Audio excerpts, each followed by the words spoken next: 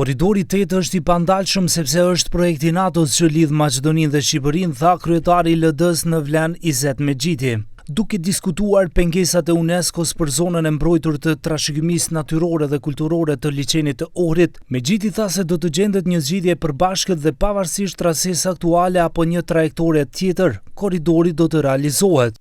Korridori 8, atë që tha dhe ministri, pra korridori 8 ndryshe quhet edhe korridori NATO-s. Momentin që kjo qeveri është përcaktuar për të realizuar atë korridor, është për të lidhur me Shqipërinë.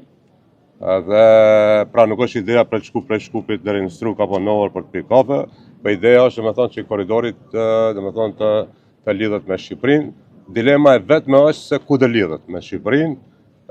Ne edhe mund ta respektojmë edhe rregullat e UNESCO-s edhe korridorit të bëhet. Nga ana tjetër, Ministri i Kulturës Zoran Lutkov tha se në trasen ku kalon segmenti Trebenish-Shavthan nuk ka një lokalitet kulturor me artefakte. Ние разговаравме на највисоко ниво на УНЕСКО за да најдеме заедничко решение, бидејќи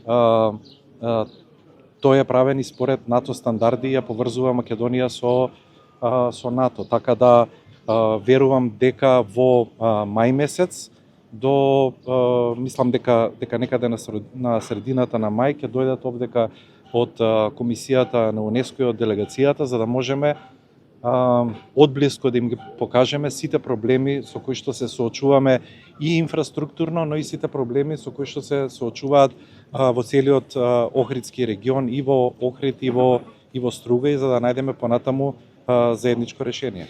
Përndryshe një muaj më parë, përfaqësuesit e Komitetit të Trashëgimisë Botërore të UNESCO-s në Paris, gjatë takimit me 4 ministra tanë dhe 2 kryetarë të komunave, ju dhanë 8 vërejtje për zonat e mbrojtura të liçenit të Ohrit, prej të cilave vetëm njëra ishte për autostradën e korridorit 8 dhe të tjerat për ndërtimet pa leje të objekteve buzliçenit. Por autoritetet tona nuk theksojnë vërejtjet për autostradën tjetër Ohër-Kërçov, segment i cili gjithashtu kalon nëpër një pjesë të zonës së mbrojtur nga UNESCO.